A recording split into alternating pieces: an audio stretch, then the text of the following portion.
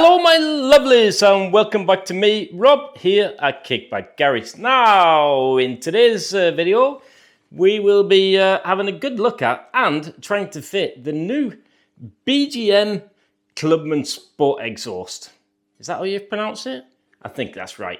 Anyway, roll the intro. Whoop!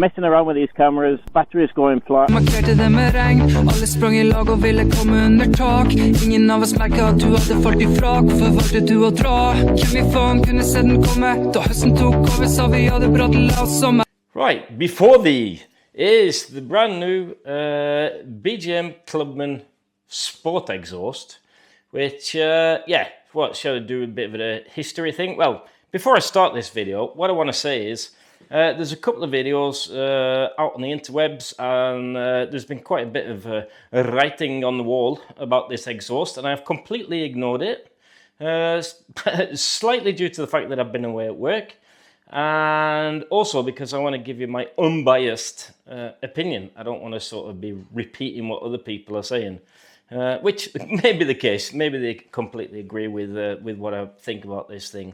Anyway, the BGM Clubman actually always been a very good exhaust. Right from the get-go, they've had versions 1 to 4. Version 1 I didn't try, apparently the fastest of the bunch. I've had a version 2 and a version 3. But the problem with the version 2 and 3 was that I think they were welded or there was something or other. I think they were brazed, not welded, and they just fell to bits. But they were very good exhausts, and they gave a very nice sort of low down to mid power range.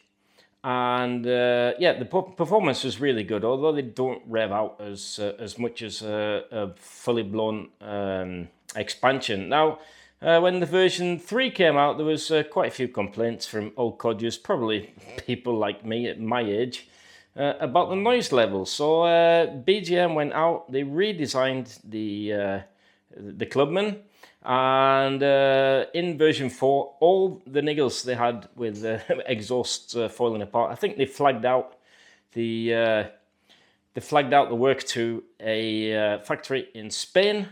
And they beefed up all the lugs, and yeah, they stopped breaking basically. But the problem is, because they wanted to make the version 4 a little bit quieter, it does strangle some of the power. So it's not quite as powerful as, say, the version 1 or 2.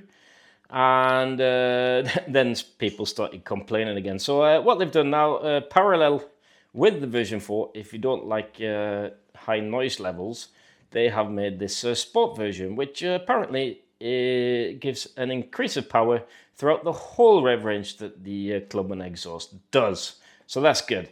These come in 2 versions, unpainted, and this one, which is painted a nice silver color. As you can see, these it looks like they've welded like a support bracket to the support bracket. So hopefully that should be really nicely beefed up. I've got no, I don't think these are going to fall apart anytime soon, but I'll certainly tell you if it does. But so they've really sussed out the design on these things, so they're a lot better than what the version 1 and 2, and well, at least the 2 and 3, because they're the ones that I had.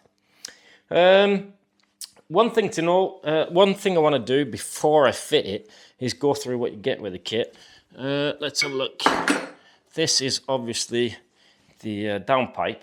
Now, the last Clubman, the normal Clubman I fit, I complained a little bit because of the amount of paint that's in this slip joint here. It made fitting quite a pain in the bum. But, as you can see here, they've actually masked it off. Well done, BGM. They're listening to us. But what I think I'm going to do anyway is, because it slides on, actually, it's a nice tight fit. Do I have to go around on the other side of the scooter? I think so. Then I'll pop around here. I have tried this together, and it does slide in. There you go. If I just get it in straight, then it slides in okay. Only problem being right at the end here, I can't quite get it to the end of where the slip joint is. And so what I think I'll do there, well, you can see they've got rid of most of the paint, but there is some paint at the end. Either that could be sort of a nice seal or something like that. But the problem being that when you fit these, it's a bit jiggery pokery to try and get these together. So what I think I'm going to do is use a little bit of Scotch-Brite. Woo! My little bit of Scotch-Brite, and just rub off the paint until the area where that exhaust made a mark. So that was that part. It's quite heavy. Put it down here, lad, so you don't lose it. Right. Another thing I want to have a look at is the stub. Now, where is my ruler? There's something wrong with this. Back in a jiffy. I always check stubs when I buy new exhausts, because they have a tendency to be warped, and I don't think I've had any. Actually, the last two BGM I had were quite flat, but you can actually see it that this one is bent out at the outer edges here. But that just could be the spring thing. But the way that I noticed that it wasn't completely flat was that I put it on my lathe bed, and it's got a bit of a wiggle on it. So I'm going to have a look at this corner to corner. Yeah, actually, you can see that it's rocking a little bit. Which is a bit annoying. So look, actually that's not too bad. So it's I think it's this corner here that's a little bit, actually a bit low, not high. Looks like it's bent backwards that way, like a little banana. So what I'm gonna have to do with that is, well, the easiest way to straighten that is place it on a bastard file, a proper file, and just stroke it at a 45-degree angle until you see that the surface is completely flat. Now this is, it's probably got something to do with the way that they manufacture these, but almost all exhaust stubs, like I said, that I've had, actually the best ones have been BGM, so this could just be a bit of a fluke, but all the same, check it before you fit it. Check it before you fit it. Rightio, my son was in. So I just checked the stub for fitment. Now, as you can see, got the paint on the inside there as well. So I have tried this. It's a little bit tight.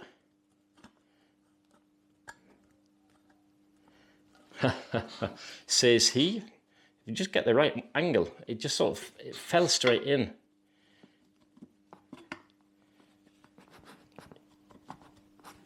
I have. It's typical when you're filming. Just got to get the angle right there, Rob.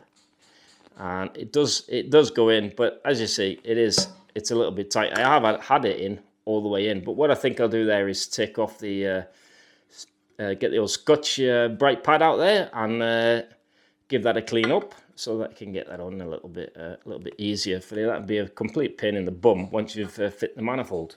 So that's those bits. Put that down there, lad. And this is the cute little end pipe. Looks a bit like a Technigas or something like that. It's quite small. Be really interesting to see how much of a noise this thing makes. And it's got an interesting bracket arrangement where you can sort of swivel the air can to give you the best clearance under the scooter there. It also comes with a strap, and obviously the gasket for the exhaust here, and a strap, and that fits to the exhaust itself. It gives nice support, so you don't have to use dodgy screws on your casing, which is good. And I have seen pictures of the ground clearance on this. It looks really good. Definitely looks a lot better than the CST3 that was on this scooter to start off with. So there's the arrangement of nuts and washers there. What else does it come with? Obviously, BGM, they love sending out the spring puller, which is good. Is that number 5? I've got nothing. Very handy. It also comes with this bracket. Nice thing about the bracket on the BGM is the fact that it is slidable, movable. So if you've got long stroke or standard or some sort of funny configuration, or you've got some clearance issues on the frame or something like that, then you can actually move it quite a bit there. We'll see how that goes when I fit it to the scooter. Also included in the bag is fixing some bits and bobs. I think actually it was a bit of a mistake fitting, giving us one of these end pipe clamps, because we haven't really got the need for that, I don't think, unless there's something I don't know about. So that's in there. Brackets, springs, it's all it's completely a slip-on type exhaust, with fully loaded with springs to reduce vibration. So that's good. Good heavy-duty bracket there. What I did notice on the BGM website, it does say that it comes with everything you need to fit it, which is a slight modification of the truth. It did not come with the exhaust gasket. I've obviously got the spare because I've got BGM type cylinder kit, and always change, you know, those little exhaust nuts. Always fit new ones, because they act like a sort of a crush washer on the manifold there. So that's cool. I've got that, so that'll be able to fit. And the point you know, I think this you can get it with the RT stub, which I've got. You can get it with a standard cylinder stub. You can get it with the TS1 type cylinder stud, and I also think that they're either planning on, or they have made a stub that will fit the Quattrini, and even maybe the what's it called? The Simonini type egg-cooled egg. I think I have to drink more, to tell you the truth. Yeah, and it also will fit the Simonini cylinders, if I'm not completely wrong. So let's stop babbling and get this thing on the scooter. Right, once again we find ourselves on my workbench. I've done a little bit of prep. I have fit this bracket for the exhaust, and I have also had some emery paper, what's it called, Scotch, the old Scotch pad, and taken away the paint here so that the slip joint goes on easier. It's still a little tight, but it's yeah, it's going to make my my life a lot easier to fit once I've put this onto the engine. I have also taken away the paint on the inside, and as you can see, that slides in there lovely. I'm actually going to use a bit of exhaust sealant on that. And I'm happy to say, as you can see here, I've taken down the flange on the lathe. You get lots of pretty round circles there. I'm so happy with the lathe, by the way. The old Schoblin, a lot stronger than my little Myford. Little Myford would have a bit of a hard time doing this. But I'm pleased to say that I only took away about 1/3 of a millimeter, and it was basically just the edges here where this part is to fit the spring that were a little bit bent. So this part was completely flat. And on another point as well is that if I'd have just fit this, I probably would have got away with it because of the gasket. But it was just this outer edge here, so the gasket face was actually quite okay. So that was good. That's another one, another little job done. So I'm going to fit that in there. Now, what I was going to say before I fit this is, if you've never fit a BGM Clubman before, then one little word of warning. The way that they like to fit the springs on here is they made like these holes here that you hook the spring in. I mean, it works, but I'm not a massive believer of that method, and nothing to do with the springs, to be honest. But the problem being that you have to cut away quite a bit of your manifold to get this in, and so that your springs don't come in contact with the manifold when you put them on your exhaust. I actually prefer the method that Ron Moss uses, which is he actually omits it completely and it gives you a couple of special washers with an extra hole in that you fit underneath your exhaust studs where you hook in the spring. I like that a lot, and I haven't seen that method before. The other method is obviously the loop that they weld on the end. The problem with the old loop welding on the end bit is that you can end up warping the stub, the exhaust stub, in production. So it's what's it called? Swings and roundabouts, I suppose. So I'll proceed in fitting this, and I'll tell you if I get any problems. Right, so that was the stub fit okay. It was a bit of a pain because I managed to, while I was screwing up the bolts, or the nuts, I managed to knock off one of the springs, because the best way to fit this is by fitting the springs, fit the manifold or the stub, and then bolt them up. But yeah, so that fell off, and that was a bit of a pain trying to get back on again. So what I'm going to do now is just fit these. I think I'm going to have to do the zoom in, because obviously the kickstart is in the way, but I have to come in at this angle here, so it's quite hard to film. So I'm just going to, I presume that it's the longer springs, because this comes with two sets of springs, two long ones and two short ones. We'll take it a step at a time so I can tell what I'm supposed to be using. And then let's see if I can get this.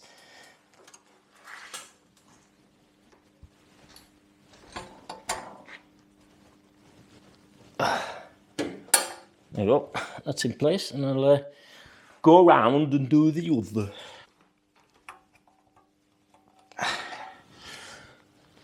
That went in okay.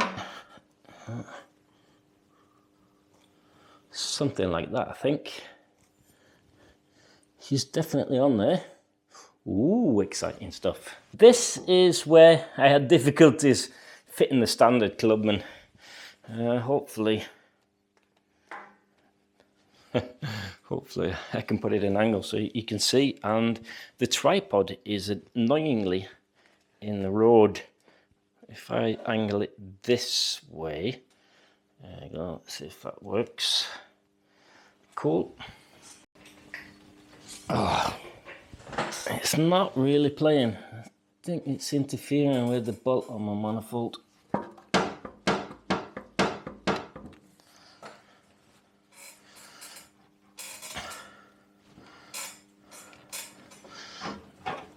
Not a chance. I'm gonna have to take that off. Can you see what it's hitting, can you? I'll just show you before I remove the item. Might have to do some zoomy when I sort this out. But this cylinder head cowl bolt nut hex key that I use is too tall. So I'm gonna have to fit a flatter one if I've got one. I have to have a look around in the garage, I suppose. Rightio! So that was a doddle, really. The reason why I have fitment issues with the main box there was the fact that it was rubbing on that big hefty nut I had in the front there. So what I've done, I've just used a half head nut. I'm not sure you can see that, it's in there. But there is actually clearance both in front of the nut there, and it's lined up with underneath here. You've got like a captive nut that sits on your engine case if you've got the latest Series 3. This is Indian case, and that already has the hole, so that's something I can fit down there. And the next job is to fit the bracketry. Obviously you have this captive bar that fits on the back of there. Easiest way to do it actually is this is the same system that Chisel Speed has on the CST3, which is nice. I like these. You just hold it on the back there. I'll give it a little bit of Loctite. Use medium strength 243, the blue one. Loctite on that, and that should be hunky-dory. But what I'm going to do, I'm just going to do is just fit these bolts loosely, and fit the one that goes on the bracket onto the engine loosely. Line it all up, make sure nothing's touching. I won't say I've got plenty of clearance on the footboard here, but it does clear, and I've got some nice clearance there. So I could use this with a splash plate as well without any problem, which is not always the case. Right, my lovelies, that's loosely fit. I have also fitted two springs from the U-bend to the pipe itself. I've got 2 springs left. That is the short one, so I used the long ones on there as well. They went on easy enough. It's slotted all together really easy. So now there's no tension on the exhaust, so I'm just going to button up the screw that holds it onto the engine here, and then tighten these down. As far as clearances, looks really tight on this Series 2. I have got no interference with the cowl itself. There is, right at the front edge here, about a hair's width, and to the footboard strut here, I've got nothing more than a cat's pube, but there is air through there, so that's not touching. One thing to note, that if it does touch, it's not really that dangerous as long as it's not too much, because as soon as you sit on the scooter, obviously this will lift down again, but no problems there. It's really close. So that, I suppose, depends on the scooter that you fit into. On Series 3s, it shouldn't be a problem whatsoever, because you've got the shorter 300mm shock on the rear there. Let's tighten up these. And when I've tightened up this, we can go and have a look at how this cute little end can fits, shall we? Right, we're at the other end of the scooter. I'm hoping you can see. I've got my light positioned at the back there. Hopefully won't be too distracting when I go in front of it. That should be all right. But anyway, this is the end can end. I'm actually not quite sure what I'm doing here. BGM haven't made instructions for these. I'm pretty sure they're on the way. I'm not sure. But an exhaust is an exhaust.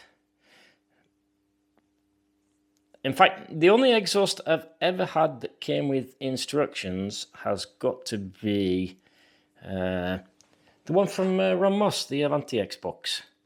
And I've got to say, I'm really excited to see what this does compared to the Xbox. I'm sort of hoping it, yeah, I've been looking at the dyno graphs and stuff, and I'm really hoping that this actually will be somewhere in between the chisel speed and hopefully without that annoying dip at about 3,500-4,000 revs. So yeah, it's going to be really exciting. I really need to. So I've just put some silicone sealant on this gasket here. I really don't want to get that lovely shiny. It looks really nice actually. BGM could actually etch that black there with a nice BGM PRO logo or something like that. So I imagine that's supposed to go in there, and it's actually got slots on the end can bit. I'm not sure if you can see it. Probably not. It's there. Let's see if I can show you. Can you see that? Ah, not at all. Everything's in the way. It's underneath my flywheel cowl. Anyway, so what it is the slots. The slots for, well, what's happening? Don't do that. You can maybe just see it under there. The slots on that the end can fits on, the holes, they're slotted so that you can angle this around perfectly. So we'll see how that goes. I'll just have to move the camera out my face once again. There we go. Let's see how this bit goes on. You know.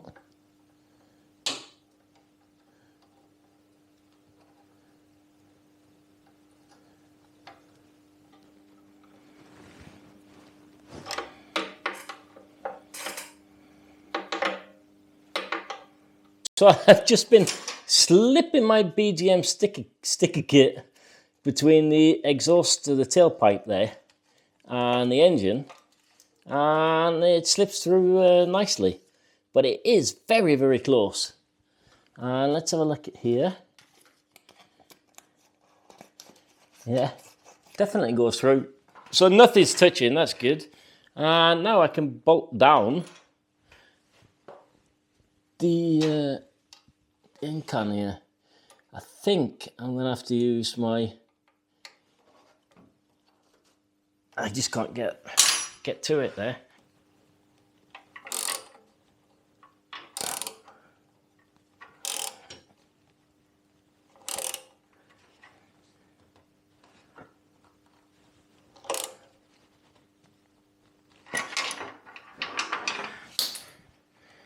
So that's all tightened up. Springs aren't touching the manifold, so I shouldn't have too many vibrational noises. The ink can just clears the fan, and the engine block, I can still put my bit of sticker between there. Almost. Get off, I don't want that melting on there. So it's really, really tight, but I can definitely see air through there. Well, there you have it. That's the exhaust fit. Bit faffing around. Probably one of the hardest I've fit. You just have to be a bit meticulous how you put it on there. But the clearance, just go around, make sure that you've got clearance between the end pipe there and the engine block, and everything's tightened down properly, and make sure that it's not hitting anything, which this one isn't on my Series 2.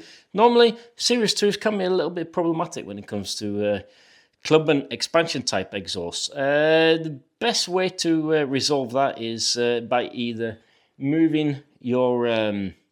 I've got eccentric cones on this, so I could probably drop it down a little bit just to give me a little bit more clearance there. Maybe I'll do that, maybe. And or you can fit a shorter shock on here so that it doesn't jack up the front of the engine too much. But I think we'll be all right there. I'm going to fit the footboard. Basically, so I don't turn this video into an epic, the length of Lord of the Rings, I'm going to knock this on the head. And in the next video, I'm going to start this up, go for a bit of a spin, and I'm going to talk you through how I jet this in, because the CST3 was quite rich, so I imagine I might have to at least move the needle down a notch, or even change out the needle for a weaker needle. But we'll give it a run. I'll jet it in, and then the video after that again, I'm going to pit this BGM PRO Super Duper Clubman Sport Clubman against the Avanti Xbox ST, and I'm really looking forward to that.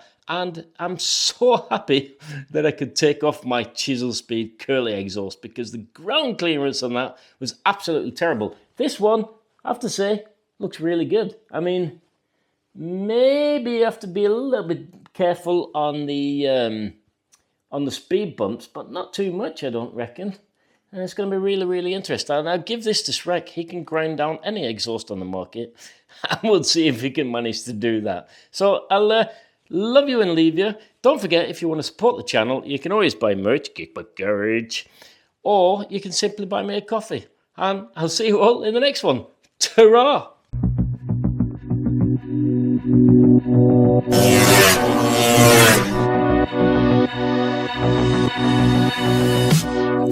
Messing around with these cameras, batteries going flat. Markerte det med regn. Alle sprang I lag og ville komme under tak. Ingen av oss merket at du hadde falt I frak. Hvorfor valgte du å dra? Hvem I faen kunne se den komme? Da høsten tok over, sa vi hadde bra til oss sommer.